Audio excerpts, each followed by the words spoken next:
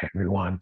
In the last year, in Journal 76, the one that came, this is 77, the one right before this, I promised that I would reveal my title, the title of my book in this one. And I will, and I'll talk about this more in the journal, a little bit more in the journal too, but this is the book. This is the book that's coming. Um, Show it to you. And this is my copy. This is the author proof. And so it has this banner around it. It's like, not for sale. Yours won't have like police tape all over it, but this is the paperback. There's also a hardback. They're both going to be released on June 1st. That's on Saturday, June 1st, a week from today. And there's also a Kindle version that will be coming later. The Kindle version is done. I just don't want to release it at the exact same time because I wrote it. I wrote the story in 6 by 9, in this 6 inches by 9 inches, this format. So every sentence was born in this environment.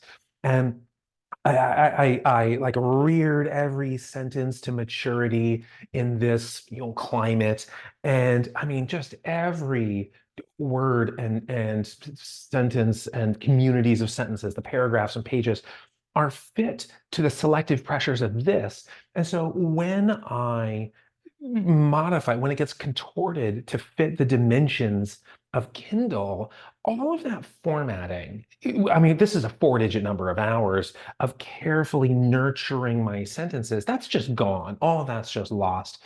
And so I would be honored, I would be grateful and honored if you read the Kindle version. I would be more grateful and I would be more honored if you read the paper one. So this is what's going to be available in a week. And let's talk about the art. The art on this front and back. I woke up a little over a year ago, barely over a year ago. I woke up because I've had this title for years. I've been writing this book forever.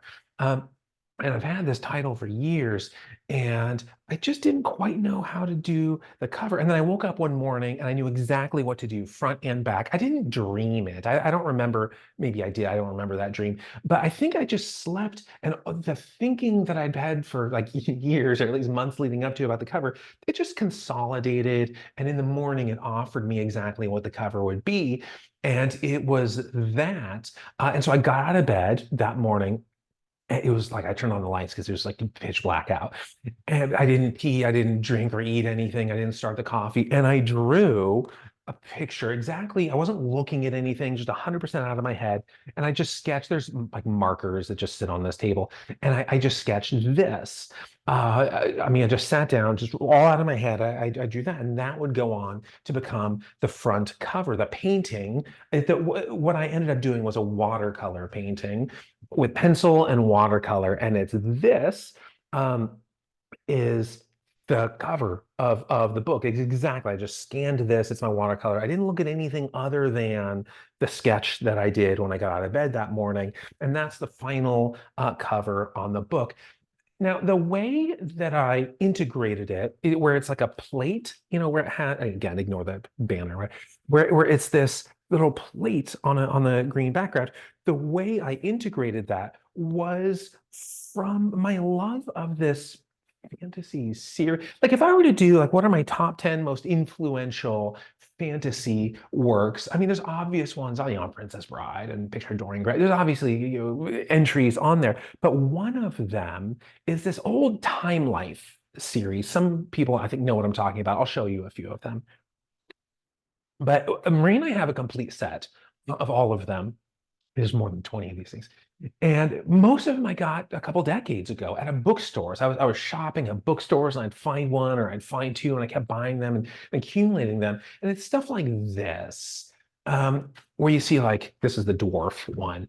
And it's just this green, background with the picture right here. There's no artist information or no artist either, but there's no author information. I think it's just like dwarves. So that's one of them. This one is Book of Beginnings, and it's just this plate on the cover. And this one is fairies and elves, and it's like a little like a naked fairy on it. But on the back, Right, on the back of these things, there's like nothing there. And on the back of mine, so that's how I wanted the front cover to look with the tree. And I've been painting tree. I'm an Oregonian. Like I still have my Oregon driver's license. I've been sort of living involuntarily in California for 9 years. I'm an Oregonian, kind of nature-loving, tree-loving spirit at heart and at birth and at soul and everything. And so I've been painting trees since I was like a fetus. I mean, my middle school and high school and college, I mean, there's like paintings of trees all over in the house. And so that was exactly what I wanted for the cover. And I put it inside of that little like I drew the little plate and I like scanned this in and kind of embedded it into the cover that way. But then when it came time to do Bonston, I sketched out Bonston. Oh, I even like dated I mean, you can see the exact date at the bottom of when I did the front cover. Um, and I did Bonston. Bonston's a character. I did that also. So this, and if I show you the book at the same time, you can see what the back cover looks like. Um, and they pretty much say the same thing.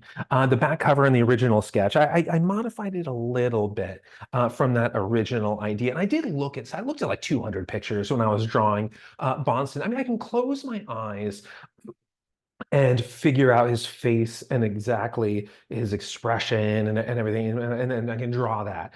But like bodies, for some reason, I close my eyes, I can't visualize. Bodies just don't make as much sense to me, like biomechanically or whatever. They just don't make as much sense. So I looked through like 200 pictures, but the two that are really influential in terms of my visualization of what Bonston would look like, um, one of them is, wow, it's among my favorite. It's in a sleeve, so you can't see what it is. It's a magic card. Um, Other than Mark Teeden, who's my favorite magic artist, this is probably my favorite art in a magic card. And it's the original Legends land tax, that one. And that is, I mean, just look at his lip. Look at that lip. It's like, and he's holding the mic. It's so good.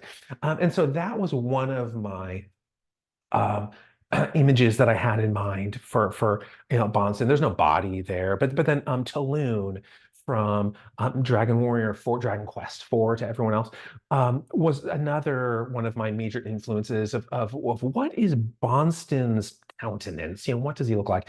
And then I painted again. This is another watercolor painting that I did for what Bonston would look like. So the tree was just 100% out of my head. I didn't look at anything. Bonston has just like I was sort of looking at all sorts of things to try to visualize what he might look like, and it's none of them. I mean, that's my original painting, but I took influences. And then also on the back cover, when I got out of bed that morning, and I knew exactly what I wanted the cover to look like. I wasn't thinking about an ISBN barcode. That's not art. Like that's market. That's like industry. Gets stamped onto the back, and so on the back. I hope this one doesn't appear on yours. I don't know why that's there, but this is the ISBN barcode. And like, you know what? I'm not gonna embed a barcode in an artless way. And so I painted a little tree, a mini tree. So here's like big mama tree, and there is the little baby tree with the one acorn. And so I did that one too. I didn't do a sketch. Actually, you can see my first sketch is on my paint, and my first sketch is over here. I'm like, nah, I don't like the way that looks. And I sketched another one, and then I painted that. And I put that on top of the barcode. Now, on the cover, front and back, and actually on the spine, there are like if you are like Sherlocky Holmesian about looking for clues, like finding little Easter eggs and how those play out in the story. Oh, there's so many, and I mean there isn't that much going on the front and back, but there are a lot of little, they're not really spoilers, but sort of Easter eggs for the 5 book story arc. And this is just book one, part one that's coming soon. But let's read today's journal. Journal 77, Saturday, May 25th, 2024, on book reviews. Hi, everyone. The first part, A New Journey, of the first book, A Time for Wrath, in my 5 book series, The Crown and the Caged God will be released on Saturday, the 1st of June in the year of our Lord, 2024, 1 week from today. A little over 500 weeks before today, I took a bus to the Art Institute of Chicago. They were hosting a Rene Magritte exhibit. I stayed for the whole day. Sir, you need to step away from the painting, a member of the museum staff said when he saw me inspecting the painting closely enough to infect it with my breath. I'm sorry, I just can't believe I'm looking at a real Magritte, I said the first time. I'm so sorry. I didn't realize I was doing it again, I said each time thereafter. And I tried to comply, but real art is not a passive pleasure, no matter the medium. If I'm reading Wilde or Goldman or Rothfuss, my breath contaminates those pages too. I read the sentences slowly, savor every word, appreciate how it fits into its sentence, how its sentence fits into its paragraph, how that paragraph fits into the larger work. Sometimes I'll spend a baguzoo hour, half an hour, poring over a page. After spending an Adonian decade, 12 years, laboring over my own work, how each word fits into its sentence, how its sentence fits into its paragraph, how that paragraph fits on the page, how that page fits into the book, and how that book fits into the pentology, it's finally time to release it from my custody, which is more stressful than I thought it would be. I've never worked harder on or sacrificed more for anything. So I feel like a pathologically doting parent dropping her tween-age daughter off at school for the first time. And she's dressed in an outfit I stitched entirely by hand, including the shoes. I cobbled those myself. After all these years, there's nothing more I can do. She's on her own in the spiteful wilds of public school now. That's how I feel. When I explain this feeling to people, some of them ask if I'll be using an online review service to curate my book's rating. Get a bunch of five-star reviews on day one, they say, just to get the ball rolling, you know? Instead of cutting these people out of my life forever, which is what my reflexive urge would have me do, I attempt to suppress my anger and respond as calmly as I can. "So this is an abomination," I bark in a hostile tone. Good thing I suppressed my anger, otherwise I might have left bite marks. Eventually, I explain why I find the question so insulting. In the era of internet fame, attention mongering kids all over the world have begun smearing paint and mashed potatoes on the greatest achievements in human art, a Monet, a Van Gogh, a Botticelli. They're not defaced in the name of activism, despite the slogans on the kids' shirts. Rather, it's a cry for attention. Those miscreants are desperate to be as famous as possible, as quickly as possible. But they lack the skills necessary to accomplish anything of value, and they have no understanding of art. So they splash a can of soup on an irreplaceable masterpiece of human expression. Fame! These talentless vandals are the exact people who would generate 100 fake reviews for their artless book using, I can't bring myself to name the online review services, a la Voldemort. Obviously, no real artist would ever let their art be defaced by a service that must not be named.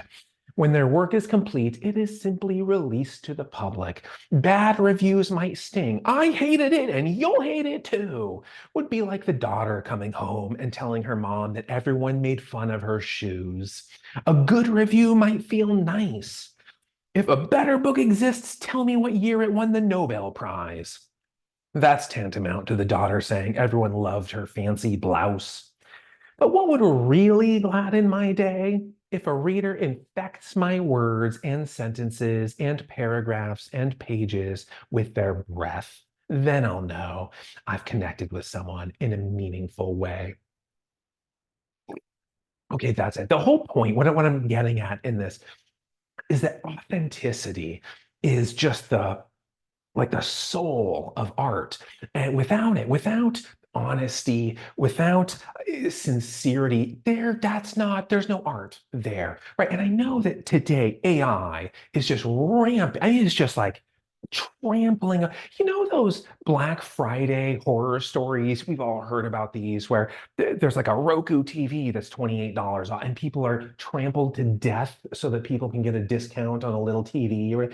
That's what AI is doing. It's just trampling over art, the artists who make, and like art is dying. I mean, art is, it's wheezing, it's like panting, it's coughing up blood. There's like internal bleeding. Art is dying. And I mean, it won't be long before nobody gives a shit about like Monet's haystacks, or like Rene Magritte, that like Apple, and the like bowler hats. Is that people won't care. Or in like short stories, Salinger, like A Perfect Day for Banana Fish. My God, what a perfect short story. There will come a day where nobody will ever read it again, and I don't think that. Or like in poetry, Elizabeth Barrett Browning. The sonnets from the Portuguese, read that and like read the story of how she's so much better than her husband. Um, but there will come a day where nobody cares, and you could buy like a Renoir on Craigslist for like $300 OBO. That day is coming, and there's a lot of us, I mean, me included, who are fighting against, like sacrificially, literally sacrificing oneself to fight against it, to preserve the legacy of art and keep that flame burning, keep that legacy moving forward, of art. And we're not going to win, right? That is not a winning battle. We are not going to win against the artless techies. It won't. But like, let's put it in like Lord of the Rings terms. Um, the was it like a Pelennor field, something like that, in the last Lord of the Rings, when Theoden was like, we cannot beat the battles of the armies of Mordor. We cannot win. And Theoden's like, you're right, we can't win, but we will meet them in battle nonetheless. That's what we should. That's what artists, that's what you need to do, is you will fight the losing battle. There's so much dignity in that. And what better cause is there than the preservation of human emotion? But what I don't mean to say is that the battlefield is reviews. I think that is a territory, that's like a dominion that tech usurped long ago. I think once upon a time, critics were, if not artists, they were so understanding of art, and they appreciated art. I mean, they really understood it and valued it. But that's not this time, right? Today, it's just like, oh, the 50,000 5-star reviews, but like 49,990 of them are produced by like a Voldemort online service. And so I don't think reviews are the battlefront that we're going to be waging this war. I think the creation of a real art is how the battle is fought and ultimately lost, but it's worth fighting. Now, I'm a human being, right? On the subject of reviews, I'm a human, and I have a heart and human emotions. And I just poured my heart into this for years and years. I just sacrificially poured my heart into this work. And my emotions are going to be susceptible. Like, I'm not a robot. My emotions are obviously going to be susceptible to positive reviews and negative reviews. Somebody says something delightful about my book, that's going to gladden my day. But it's okay. Like, I hope you connect with it. I hope my work resonates with you, but it's okay if it doesn't, because the art is expressed in so many different ways. There are so many different versions of real art that connect with people, and it's fine if my book, like, maybe in your like deepest of deep downs, you want action, action, action. Okay, but that's not but mine's like introspection, introspection, introspection. And so my book may connect with some people and may not connect with other people. Again, that's fine. As long as the art, the product, the writing, the painting, the song, whatever, is true to its maker, is absolutely like, without hesitation, true to its maker, that's a requisite quality for art. And so, like, if AI has one keystroke in a book, that's not art. I'm sorry, that is absolutely not art. Nothing about that is art. If AI generates the imagery, not art, right? That's not art. If your product is created with a marketing campaign in mind, whether it's a TV show, it's a video game, it's a song, it's a whatever, and you're like, all right, these are my themes because this is selling in the marketplace. Nope, that's not art. Absolutely, that's not art. Yeah, it has to be true to its maker.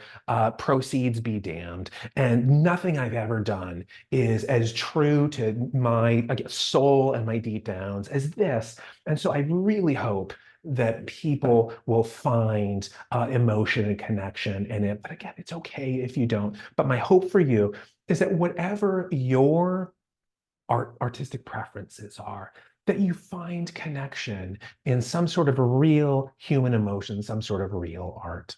Okay, I'll see you soon. I'll see you next time.